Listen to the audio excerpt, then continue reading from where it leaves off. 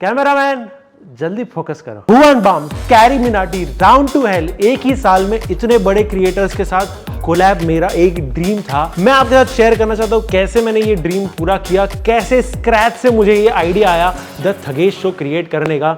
So I remember 2 साल पहले मुझे ये ख्याल आया था कि मुझे एक टॉक शो बनाना है एंड फिर मैंने वो ख्याल ड्रॉप कर दिया। ऑब्वियसली एक टॉक शो बनाना कोई छोटा ड्रीम नहीं होता, बहुत बड़ी चीज़ है। मैंने सोचा ये अभी मैं फाइनेंशियली रेडी नहीं हूँ, इतना मैं मेंटली रेडी नहीं हूँ, कोई हिसाब से मैं रेडी नहीं हूँ। 1.5 साल पहले मैंने अपने फ्रेंड वरुण को कॉल किया। मैंने बोला याद है मैंने तुझे एक आइडिया बताया था कि मुझे ऐसा टॉक शो बनाना है। अब टाइम आ गया है ड्रीम को रियलिटी बनाने का, जगह ढूंढना शुरू करते। एंड 6 महीने तक हमने जगह ढूंढी एंड ये जो जगह जहां पर मैं बैठा हूं अभी, यही पहली जगह थी जो हमने देखी एंड यही जगह सबसे ज्यादा पसंद आई थी। एंड मैं आपको बताऊं ये जगह एक खंडर थी, लाइक प्रॉपर खंडर। इसमें कुछ नहीं था, इसमें ना पानी की टंकी थी ना प्रॉपर वॉशरूम था। मैं आपको दिखा दूंगा वॉशरूम में अंडे पड़े कबूतर के, मतलब क्या ही था। एंड आप जब शो के लिए एक जगह ढूंढ रहे होते तो आपको देखना होता है कि उसमें पिलर्स ना हो, जगह में रेंट कम हो। ये चीज बहुत इंपॉर्टेंट है क्योंकि उस पैसे का कांस्टेंट तो डे 1 से था। बिकॉज हमें नहीं पता कि हम जो चीज बना रहे हैं वो सक्सेसफुल होगी या नहीं। समझो मैंने एक शो बना दिया, मैंने सेट बना दिया एंड शो पर कोई आ नहीं रहा है, शो पे ना गेस्ट आ रहे ना ब्रांड्स आ रहे, तो डिफिकल्ट होता है अंधाधुंध पैसे इन्वेस्ट करना। एंड यहाँ का जो ओनर था उन्हें हम पे भरोसा ही नहीं। वो बोल रहे थे कि आप मीडिया वाले हो, आप लोगों का कोई भरोसा नहीं, कल को आपका धंधा बंद हो जाएगा तो आप रेंट नहीं दे पाओगे। एंड आई वाज लाइक मैं क्या करूं, मैं दे दूंगा रेंट, प्लीज ट्रस्ट करो मेरे पे। फिर मैंने सोचा अब ठीक है ये नहीं दे रहे तो कोई और जगह देखते। उसके बाद हमने एक जगह देखी जो कि वर्किंग फैक्ट्री थी, वहां पे काम चल रहा था, वहां पे वेल्डिंग चल रहा है। एंड मैंने बोला इधर तो नहीं बन सकता, बोला यहाँ तो सेट मैं नहीं इमेजिन कर पा रहा हूँ। फिर कुछ दिनों बाद हमने एक जगह देखी, वो बहुत अच्छी थी, वो मेरे घर के पास में भी थी एंड वहाँ पे ऑलरेडी एक सेट था, वहाँ पे बैक स्टेज था, वहाँ पे ऑलरेडी किसी का सिल्वर प्ले बटन भी पड़ा था, मतलब ऑलरेडी जगह सेट थी। बट वो बजट के बहुत बाहर थी, मतलब हम उतना इन्वेस्ट नहीं कर पाते उस टाइम पे। एंड मैंने सोचा चलो कर देता हूँ। बट वो जगह थी जंगल में। मैंने वरुण को बोला कि यार भुवन आएगा तो नहीं शो पे, लेकिन इमेजिन अगर भुवन आ रहा है शो पे तो क्या ये वो जंगल में से चल के आएगा एक टॉक शो देने, वो भी थाने में। मैंने बोला नहीं, मुझे मेरा कंफर्ट छोड़ना पड़ेगा एंड ऐसी जगह चूज करनी पड़ेगी जो एयरपोर्ट से थोड़ा पास में है, जो थोड़ी बॉम्बे साइड है। सो ये हमें एक फिर जगह मिली जो कि एक फ्लैट था एंड फिर हमने एक जगह देखी, वहां पे एक हुक्का पार्लर था। लिटरली वहां पे एक हुक्का पार्लर था, वहां पूरी ब्लैकआउट की हुई जगह थी, दिन दहाड़े भी उसके अंदर कुछ दिख नहीं रहा है। एंड फिर फिल्म सिटी में हमने एक जगह देखी, उसमें वॉशरूम का प्रॉब्लम था। मैंने बोला गेस्ट हमारा वॉशरूम कहाँ जाएगा। एंड अब यहाँ पर जगह देखते देखते 3-4 महीने निकल गए थे एंड मैंने सोचा मैं ये क्यों कर रहा हूँ जब ऑलरेडी मेरे वीडियोस चल रहे। जब कुछ चल नहीं रहा होता है तो ईजी है सोचना कि नहीं अब नहीं चल रहा है, कुछ नया ट्राई करता हूँ। बट जब ऑलरेडी रोस्ट वीडियोस चल रहे हैं, रिएक्शन चल रहा है, जब खड़े खड़े मैं रोस्ट कर सकता हूँ किसी को, तो मैं क्यों इतना बड़ा तामझाम करूँ। जब मुझे व्यूज़ आ रहे, पैसे आ रहे, तो मैं क्यों लॉस में जाऊँ या क्यों मैं अपने जेब से पैसे डाल के कोई नई चीज़ करूँ। एंड फिर मैंने सोचा कि अब क्विट कर देता हूँ। Thugesh show as a thought too good to be true हो गया था, मतलब ये तो नहीं हो सकता। इतने ख्वाब मैंने देखे थे कि गेस्ट आएंगे चल के, मैं होस्ट बनूंगा, सूट पहन के बैठूंगा एंड देन आप लोग सोच सकते हो ना कि जब इतने बड़े ड्रीम को लेके पहला ही स्टेप नहीं हो रहा है, जगह ही नहीं मिल रही, तो मतलब पहाड़ के नीचे आप पहुंच नहीं रहे हो तो आप पहाड़ चढ़ोगे कैसे। तो मैंने सोचा छोड़, नहीं करते, मैं बनाता हूं मीम रिएक्शन। कहीं मैं लोकेशन रिजेक्ट कर रहा था, ज्यादातर टाइम लोकेशन हमें मिल नहीं रही थी, कभी बजट इश्यूज आ रहे। फिर मैंने सोचा छोड़ो 6-8 महीने का ये ड्रीम अभी यहाँ पे एंड कर देता हूँ, मतलब नहीं हो रहा है ये। एंड आपको जैसे मैं बोला मेरा घर का भी काम तभी चल रहा था एंड मैं मम्मी के साथ बैठा था एंड मैंने होम टूर वीडियो में भी आपको बताया था, मम्मियों के अंदर ना कुछ पावर होती है, उन्होंने तुरंत पकड़ लिया कि कुछ तो गड़बड़ चल रही है। एंड मैंने फिर उनको पूरा सारा प्रॉब्लम बताया कि ऐसा ऐसा हो रहा है, जगह नहीं मिल रही है। एंड मम्मी ने बोला इतना हाथ पैर सर मार रहा है फिर भी काम नहीं हो रहा है, पता नहीं क्यों नहीं हो रहा है। एंड जैसे होम टूर वीडियो में बताया था मैंने कि एस्ट्रोलॉजर ने बहुत ज़्यादा हेल्प की थी इस सिचुएशन में, दोनों जगह पर मुझे फ़ायदा हुआ। दोनों काम भी साथ में ही मैं भी लेके बैठा था, मैं भी कम नहीं हूँ ना। एंड फिर मैंने एस्ट्रोलॉजर प्रिया जी से बात की एस्ट्रोटॉक ऐप पे, एंड बस उन्होंने मेरा date of birth and time मांगा, एंड उससे उन्हें पता चल गया कि कुछ प्रॉब्लम चल रही है, आप कोई नया काम शुरू करने वाले हो, उसमें दिक्कत आ रही है। एंड वहाँ पे भाई मेरा मुंह खुला का खुला रह गया, मतलब जो चीज़ मेरे मैनेजर को नहीं पता, घर वालों को नहीं पता, वो इन्हें कैसे पता चल रही है। फिर गेम चेंज हुई एंड मैंने उन पर ट्रस्ट किया, मैंने उनको सारी प्रॉब्लम्स बताई कि ये हो रहा है, यहाँ पे रुकावट आ रही है, एंड उन्होंने सब समझकर मुझे बताया कि क्यों ये दिक्कत आ रही है। एंड फिर उन्होंने 2 सॉल्यूशन बताए एंड कहा कि ये चीज़ आपको 9 दिन तक कंटिन्यूसली करनी है, एंड उन्होंने ही रिकमेंड किया कि जो जगह आपने पहली बार देखी थी आपकी वो फाइनल हो जाएगी।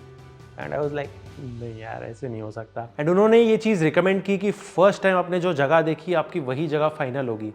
एंड मैंने बोला यार ऐसा नहीं हो सकता है, ये मेरे हाथ में नहीं है, ओनर ने जब मना कर दिया तो मैं क्या करूँ।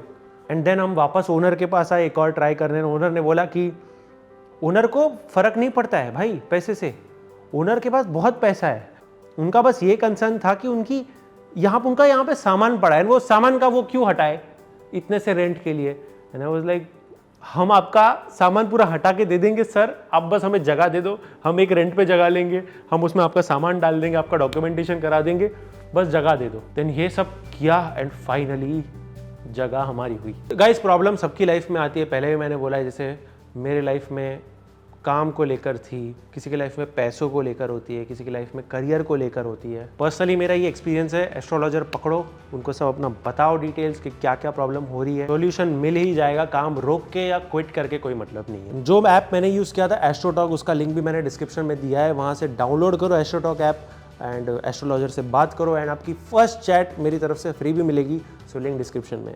देन ओनर का ये भी कंसर्न था कि हम रेंट दे पाएंगे या नहीं। मैंने उनको बोला एक काम करो, आप पूरे साल का रेंट रख लो और जगह दे दो।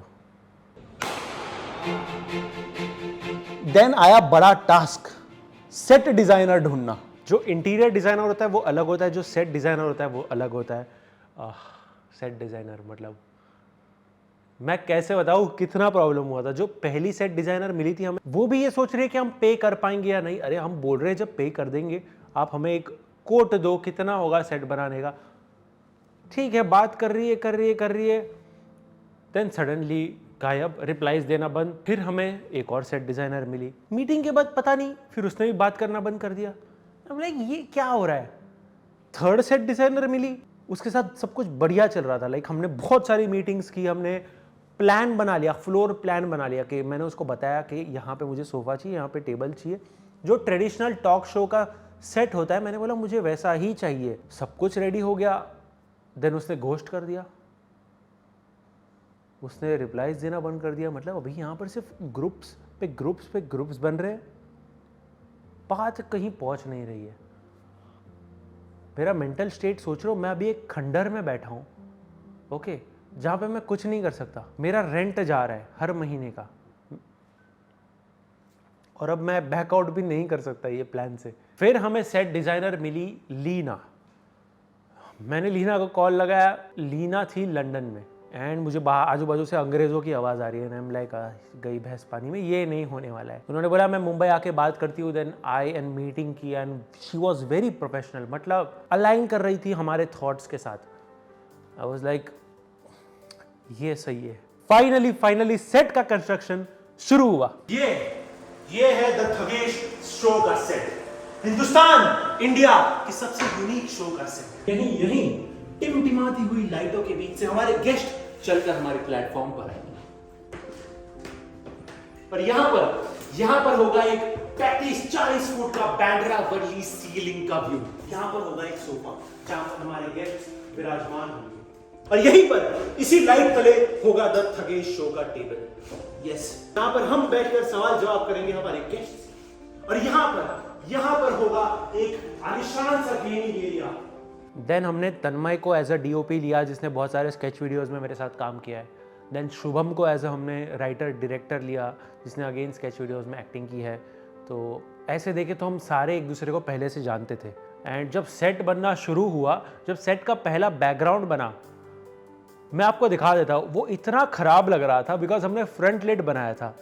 एंड मैंने बोला ये तो यार नहीं दिख रहा है, जैसा मुझे चाहिए था वैसा नहीं दिख रहा है, ये कितना ख़राब लग रहा है। देन हमने पूरा चेंज किया, वापस से हमने उसे बैकलिट किया। बैकलिट बैकग्राउंड वो होता है जब पीछे से लाइट आती है, तो हमने वैसा बैकग्राउंड बनाया जो आपने पूरे सीजन में देखा, वो बैकलिट होता है। एंड फिर हुआ सेटअप रेडी।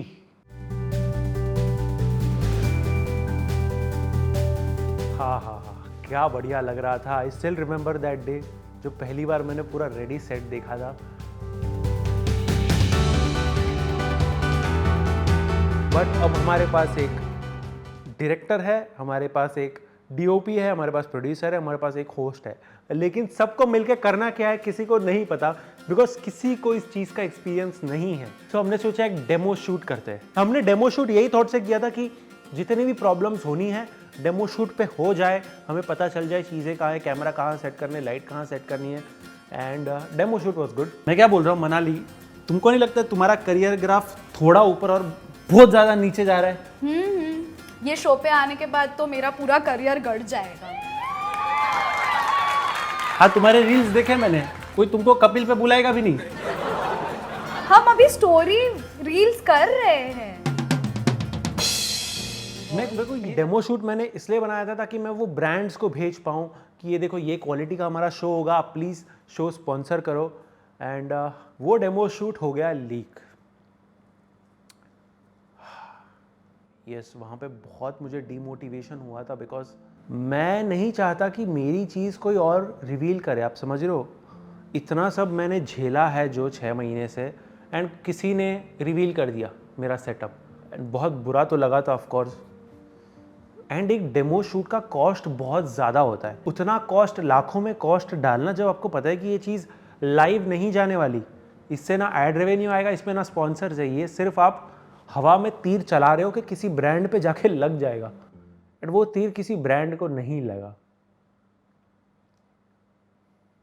एंड मैंने भी शो उस टाइम पे निकाला जब ब्रांड्स ख़त्म हो चुके थे यूट्यूब पे, एंड मैं बहुत डिसअपॉइंटेड था कि आप अगर नॉर्मल रोस्ट वीडियोस में तैयार हो स्पॉन्सर करने, तो फिर यहाँ भी यार ये तो एक शो है, बड़ा शो है, यहाँ स्पॉन्सर करो प्लीज़। एंड एक टाइम पे मैं ऐसा हो गया था कि यार जो पैसा देना है दे दो, बस स्पॉन्सर करो, वरना मैं शो नहीं रिलीज़ कर पाऊँगा। कुछ तो दो, कुछ तो दो, मैं कर दूंगा, बस कुछ दे दो। नाउ मेरे पास एक सेट है, मेरे पास ऑफिस है, मेरे पास क्रू है। अब मैं 3 महीने तक बस बैठा हूँ, और ना मेरे पास गेस्ट है, ना मेरे पास ब्रांड्स है। फिर मुझे याद है मैं ट्रिप पे था राजस्थान में, एंड मुझे कॉल आता है मेरी टीम का, अर्पण एंड नील का, कि भुवन बाम एपिसोड करना चाहते हैं। मैंने बोला एक रुको, मजाक मत करो, मैं ट्रिप पे हूँ अभी नहीं। उन्होंने बोला नहीं, सच में भुवन बाम करना चाहते हैं। उनका ताज़ा खबर सीरीज़ तब था, एंड वो तभी बहुत सारा प्रमोशंस कर रहे थे। देन देवर लाइक कि प्रीमियर एपिसोड में भुवन भाई एंड रोहित भाई आ सकते हैं। 6 डिग्री में मेरे को पसीना आ रहा है, क्योंकि मेरे को अभी ऐसा न्यूज़ मिला है कि भुवन को शूट करना है, एंड मैं ना नहीं बोलना चाहता हूँ। तो लेट्स सी, अभी मेरे को मालूम नहीं आज क्या है। आज 30th है, कल 31st है। मैं राजस्थान में हूँ, फर्स्ट को भी मैं राजस्थान में हूँ। Let's see. पहले मैंने सोचा कि मैं मना कर दूं, बट देन मैंने सोचा कि it's Bhuvan Bam, one of the biggest stars. यहाँ पे या तो मैं हाँ कर सकता था या तो मैं ना कर सकता था, एंड मैंने सोचा लेट्स डू इट। मैं फ्लाइट लेके मुंबई आया, मैंने बैग्स कैब में घर पे भेज दिए, मैं सीधा ऑफिस आया, मैं सीधा राइटिंग को बैठा टीम के साथ। एंड आप सोच सकते हो उस एपिसोड में मीम्स भी थे, एंड उस एपिसोड के memes one of the best थे। 2 दिन में कैसे मीम्स करे, कैसे स्क्रिप्ट करे, I don't know. And next thing, shoot day आ गया।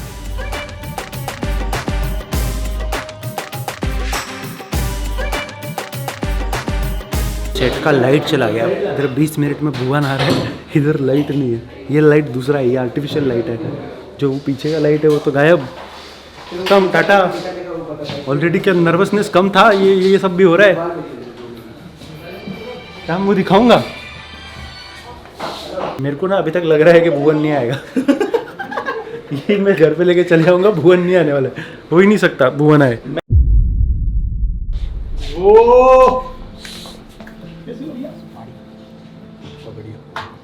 वो क्या सेटअप है ये? सेक्सी। Thank you.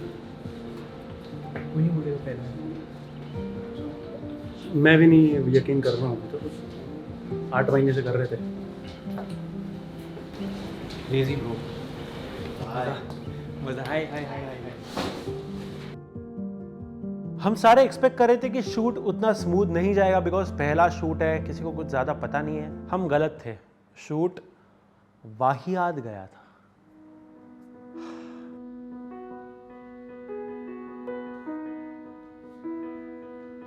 एंड सब बहुत ज़्यादा डिसअपॉइंटेड थे, शॉक्ड थे, किसी को कुछ समझ नहीं रहा था कि क्या हो रहा है। भुवन भाई एंड रोहित भाई बैठे हैं, सब क्ल्यूलेस है। आई वॉज थिंकिंग कि मैंने पूरा शूट ख़राब कर दिया, मैंने पूरा प्रीमियर एपिसोड ख़राब कर दिया। मेरे पास एक ही मौका था, भुवन बाम आए थे एंड मुझे लगा मैंने सब ख़राब कर दिया। यस,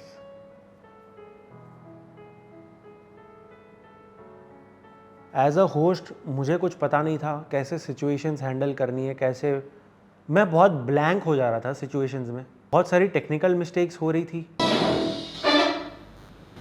बहुत अब्रप्ट कट किया भाई। कभी कोई लाइट ख़राब हो जा रही है, कभी कोई मीम्स नहीं चल रहे। Next meme. Play back.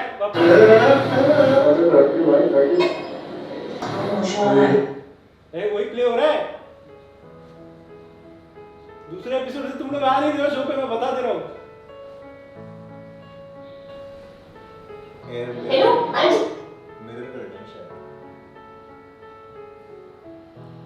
भुवन भाई एंड रोहित भाई बोले तू कर ले, कोई बात नहीं। अगर आप वो एपिसोड अब जाके देखोगे तो आपको पता चलेगा कि उसमें कितनी गलतियां थी। आपको अब लगेगा कि हाँ मैं भी थोड़ा नर्वस था। ऑफकोर्स नर्वस होऊंगा ही मैं, बिकॉज अगर भुवन भाई जिनको देख के मैंने यूट्यूब स्टार्ट किया है वो सडनली मेरे सामने आ जाते एंड मैं कुछ बोल नहीं पा रहा हूँ, मैं कुछ कर नहीं पा रहा हूँ। एंड क्रू मेंबर्स इतने सारे होते, जैसा मैंने बोला 20-25 क्रू मेंबर्स होंगे, सारे खड़े होके यहाँ पे देख रहे हैं, मैं कुछ बोल नहीं पा रहा हूँ। एम्बैरेसिंग होता है वो। नहीं मस्ती कर रहा हूँ, मस्ती कर रहा हूँ।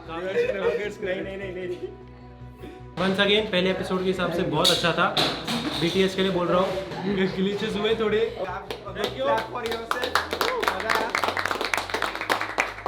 एपिसोड की एडिटिंग के टाइम ऐसा लग रहा था कि ये क्या बना दिया, इतना खराब। एडिटिंग टेबल और साउंड इंजीनियरिंग टेबल पे बैठने के बाद अब किसी भी टेबल पे बैठने की हालत नहीं है, सूझ गई है बहुत ज़्यादा। अभी आएगा एपिसोड, देख लेना। First episode coming. फिर हमने एपिसोड रिलीज कर दिया एंड जो तोड़ रिस्पॉन्स आया। पहला एपिसोड थगेश शो का went on to be the most viewed video of my channel. मतलब मैं 6-7 साल से वीडियोस बना रहा हूँ एंड एक ही एपिसोड मैंने डाला 5 या 6 दिन में मेरे चैनल का मोस्ट व्यूड वीडियो बन गया। यार मेरे को एक्चुअली थगेश का अभी ये बढ़िया क्यों लग रहा है पता है, क्योंकि Thugesh I used to watch him from his thug life वाले videos days and from that to this man has grown so much. और ऐसा प्राउड फील आता है क्योंकि इतना टाइम से उसको देख मुझे लगता है कि पिछले 1.5-2 साल में ज्यादा पिछले 1.5-2 साल के अंदर थगेश ने बहुत ही नेक्स्ट लेवल अचीव किया है। अरे भाई बहुत थगेश भाई ने बहुत बड़ी हिम्मत किया भाई। मैंने मेरी टीम इतनी सारी मतलब ये इतने सारे लोग हैं, बहुत बढ़िया ऑडियो क्वालिटी तो मैं बहुत अच्छा भाई के हिम्मत के लिए दाद देना चाहता हूँ भाई। यार ये कोई भी हम जो टेलीविजन पे जो शोज आते हैं और बहुत ही हाई प्रोडक्शन शोज आते हैं उससे कुछ भी कम नहीं था। I just felt like was so much better. It's like लोगों को इतना पसंद आ रहा है episode, trending number 1 all over India. सबको एपिसोड इतना पसंद आ रहा है, सबको कंसेप्ट इतना पसंद आ रहा है। देन बहुत कॉन्फिडेंस मिला बट थोड़ा सा नर्वसनेस भी था बिकॉज फर्स्ट एपिसोड बहुत ख़राब शूट हुआ था। देन सेकेंड एपिसोड हुआ Mythpat Urmila and Simon says के साथ एंड ये मेरे लिए one of the most important episodes था बिकॉज यहाँ पे एक तरह से मेरे दोस्त आए थे एंड मैं काफ़ी चिल हो गया। मिथपैट के साथ ऑलरेडी मेरा एक बहुत अच्छा बॉन्डिंग है, बहुत बातचीत करते हैं हम लोग एंड फ्रेंड्स का उस एपिसोड में आना बहुत इम्पॉर्टेंट था। एपिसोड हमने रिलीज़ किया एंड अगेन बहुत अच्छा रिस्पॉन्स आया but again we had no brands. And आपको लगता होगा कि इतने सारे व्यूज़ आ रहे हैं, स्पॉन्सर की क्या ज़रूरत है? ज़रूरत है, रिकवर नहीं होता, कॉस्ट नहीं होता। अगर आप इतना बड़ा प्रोडक्शन डाल रहे हो तो कॉस्ट रिकवर नहीं होता यूट्यूब इनकम से।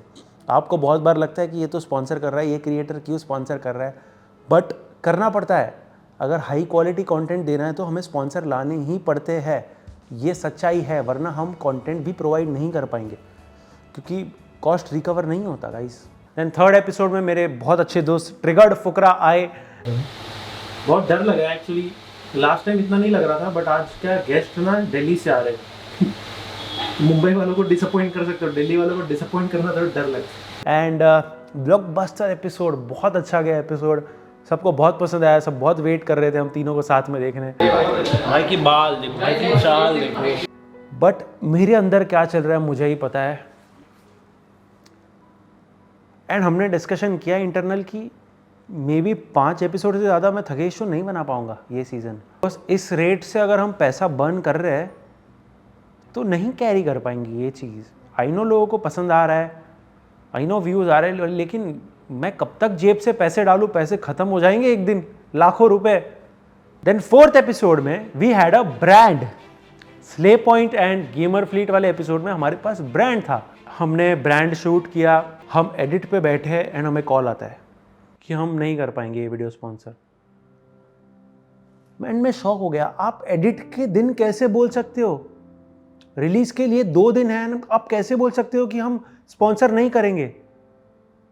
मैंने तो पूरा एक्सपेक्टेशंस, पूरा खर्चा लगा दिया है एपिसोड में, एंड अब आप बोल रहे हो कि नहीं करेंगे स्पॉन्सर। इट्स लाइक आपने मुंह में निवाला डाला एंड वापस खींच लिया बाहर। बट अब क्या करें, क्या देन वो एपिसोड भी हमने बिना ब्रांड रिलीज कर दिया। नाउ 4 एपिसोड हो चुके हैं एंड हमारे पास स्पॉन्सर्स नहीं है। एंड मैंने सोच लिया कि अब 2 एपिसोड से ज़्यादा मैं नहीं करूँगा ये season. I think I am done. अब सीज़न 1 ख़त्म करता हूँ, मैं बनाऊँगा roast videos. I don't know season 2 मैं बनाऊँगा या नहीं, 1-2 एपिसोड करूँगा and that's it, pack up. फिर नेक्स्ट एपिसोड हमने किया very fun episode with Suhani and Shlok. बहुत ज़्यादा मज़ा आया उस एपिसोड में, one of the very fun episodes है वो। एंड उसमें हमें श्लोक का ही ब्रांड लेयर्स स्पॉन्सर मिला एंड श्लोक भाई को इतना पसंद आया सेटअप वगैरह एंड उनकी टीम को भी बहुत अच्छा लगा, तो उन्होंने सोचा कि नेक्स्ट एपिसोड स्पॉन्सर करके देख लेते कैसा जाता है। नेक्स्ट एपिसोड किसके साथ था? Round to hell. आप लोगों ने जो तोड़ रिस्पॉन्स दिया है उस एपिसोड को, अभी इस वक्त उस एपिसोड पे 2 करोड़ के ऊपर व्यूज है। मतलब मैंने इमेजिन नहीं किया था 20 मिलियन के ऊपर व्यूज कभी जाएंगे मेरे चैनल पे लॉन्ग फॉर्म कंटेंट में, बट गए। एंड ब्रांड को इतना अच्छा रिस्पॉन्स मिला, लोगों को इतना अच्छा रिस्पॉन्स मिला, मैं 7वें आसमान पर हूँ कि लेट्स गो, पूरा सीजन खत्म करेंगे 10 एपिसोड्स का। हमारे पास ब्रांड्स है, हमारे पास सब कुछ रेडी है। एंड 2 महीने तक हमारे पास गेस्ट नहीं है। अब मैंने सोचा हम लोग तो वापस 0 पे आ गए। जिन ब्रांड्स को स्पॉन्सर करना था वो ब्रांड से बोला कि अब डेट चली गई।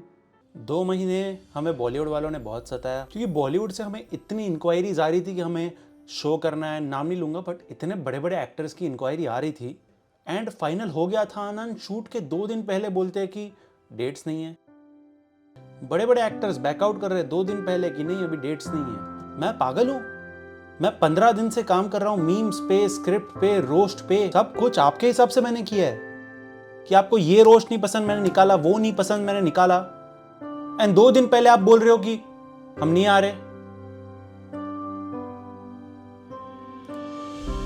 एंड मुझे रीस्टार्ट करना पड़ता है सब कुछ। अगर 15-20 दिन मैंने किसी चीज के लिए दिए हैं एंड अगर गेस्ट नहीं आते तो मेरे 20 दिन तो गए। फिर मुझे रीस्टार्ट करना पड़ेगा दूसरे गेस्ट पे, रिसर्च करके, मीम, स्क्रिप्ट, एवरीथिंग। फिर से कैंसिल। फिर से एक बॉलीवुड एक्ट्रेस ने कैंसिल कर दिया। मेरे अब चले गए 40 दिन। अब मुझे फिर से रीस्टार्ट करना पड़ रहा है। हम सब पागलों जैसे।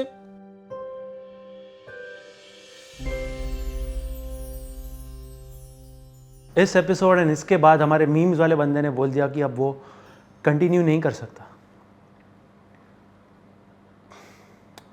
मैंने सोचा ये प्रॉब्लम्स खत्म क्यों नहीं हो रही है? जब ऐसा लगता है कि सब कुछ थोड़ा स्मूथ होने लगा है तभी कोई प्रॉब्लम आ जाती है। फिर मैंने सोचा अब मीम वाला सेगमेंट मैं निकाल नहीं सकता, बिकॉज लोगों को ये सेगमेंट इतना पसंद है, लोग यही सेगमेंट का ज़्यादातर वेट करते। अब मैं ये सेगमेंट स्क्रैप भी नहीं कर सकता, तो मैंने सोचा अब मैटर मेरे हाथ में लेना पड़ेगा। एंड मैंने शुरू की मीम्स की एडिटिंग। मामा 2-3 घंटे बाकी है शूट को और मीम अभी तक कर रहा हूँ एडिट।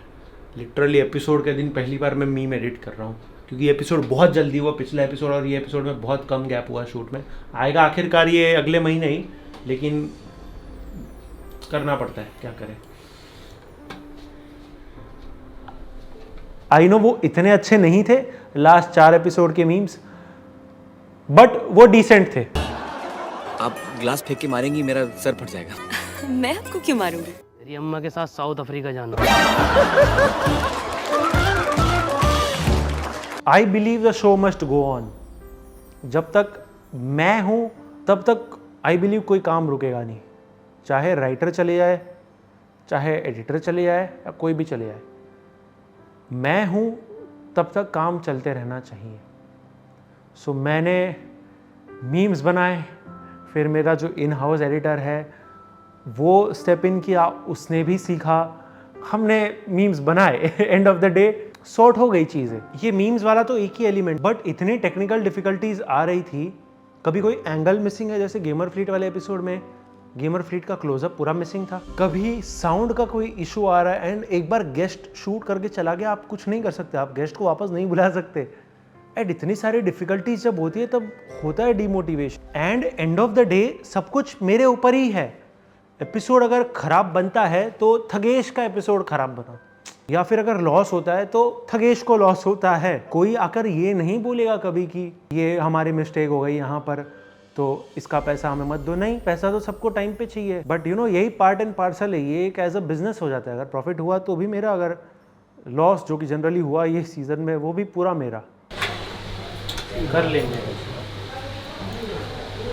उसके बाद हमने किया स्काउट मॉर्टर एंड 8-बिट थग वाला एपिसोड, एंड बहुत फन एपिसोड था। फाइनली 2 महीने के ब्रेक के बाद, सूखे के बाद हमने एक एपिसोड शूट किया, बहुत अच्छा लगा, मज़ा आया। बट एक पॉइंट पे आके मैंने डिसाइड कर लिया the show must go on, चाहे अब ब्रांड्स आए चाहे ना आए।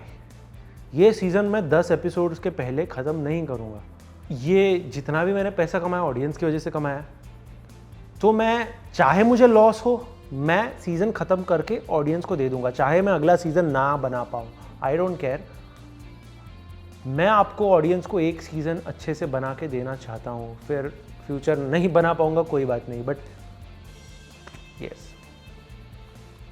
फिर हमने मोटो व्लॉगर्स वाला एपिसोड किया। देन अचानक ऐसा हुआ कि हमें 2 हफ्ते में 2 एपिसोड शूट करने पड़े। एक फ्लाइंग बीस्ट वाला, एंड सीजन फिनाले के लिए carry Minati got locked. Asia का सबसे बड़ा YouTuber carry Minati the Thugesh show पे आ रहा है। मैंने बोला देख भाई, जब तक कैरी मिनाटी मुझे यहाँ पे सोफे पे बैठा हुआ नहीं दिखता ना, तब तक मैं नहीं विश्वास कर रहा। क्योंकि अब मेरे अंदर ये ट्रॉमा आ चुका है कि गेस्ट कैंसिल करेगा। बस इतने लोगों ने कैंसिल किया, मैं नहीं भरोसा कर रहा था। मैं नहीं कर रहा था कि कैरी मिनाटी आ रहा है। सब कुछ इतना साथ में हो रहा था, मेरे घर का काम चल रहा था जैसे मैंने बताया, एंड मैं कंप्लीटली ख़त्म हो गया था मेंटली उस पॉइंट पे। मैंने स्टोरीज भी डाली थी इंस्टाग्राम पे, क्योंकि लिमिट के बाहर हो गया था अब। एंड इस बीच में मैं वीडियोस भी डाल रहा हूँ। ओके, बहुत इंक्वायरीज आई उसके बाद भी कि मैंने बोला नहीं, अब आई एम डन एंड डस्टेड। अब मैं 11वां भी एपिसोड करूँ, ये मेरे में नहीं है ताकत, मेंटली नहीं है बिल्कुल कि मैं एक और एपिसोड करूं। वो पूरी जर्नी से जाऊं मैं, script writing, meme editing. And के 3-4 एपिसोड के मीम्स मैंने जब एडिट किए थे, मैं रात को 2-3 बजे तक एडिट करता था मीम्स, एंड सुबह 10-11 बजे मैं सेट पे पहुंचता था। मेरी ना नींद पूरी होती थी, ना मेरी तैयारी होती थी। मेरी आंखें इसके लिए लास्ट के कुछ एपिसोड में लाल रहती थी हमेशा, बिकॉज मैं नहीं चाहता था कि मीम्स पे कॉम्प्रोमाइज़ हो। एंड कैरी वाला एपिसोड जब शूट हुआ ना, मुझे कुछ रियलाइज ही नहीं हुआ। शूट हो गया, एकदम स्मूथ हो गया, कैरी चला गया, शूट हो गया, सब बहुत बढ़िया। कैरी वॉज वेरी हम्बल, ऐसा लगा ही नहीं कि एशिया का सबसे बड़ा यूट्यूबर आया है। इतनी अच्छी तरीके से सब कुछ हो गया। मुझे 2 दिन बाद हिट हुआ कि मैंने कैरी मिनाटी के साथ शूट किया। Are you serious? मैं बोला ये क्या? मुझे 2 दिन बाद हिट हुआ। मैं यहाँ पे भी नर्वस नहीं था, मुझे 2 दिन बाद हिट हुआ, एंड मैं पोस्ट शूट नर्वसनेस आ गया कि ये क्या कर दिया मैंने। एंड जब मैं सोच रहा था कि हाँ भाई ये एकदम स्मूथ हो गया एपिसोड, कैरी मिनाटी के एपिसोड का BTS गायब। इतनी अच्छी बातें बोली थी कैरी ने शो के बारे में, सब उड़ गया BTS।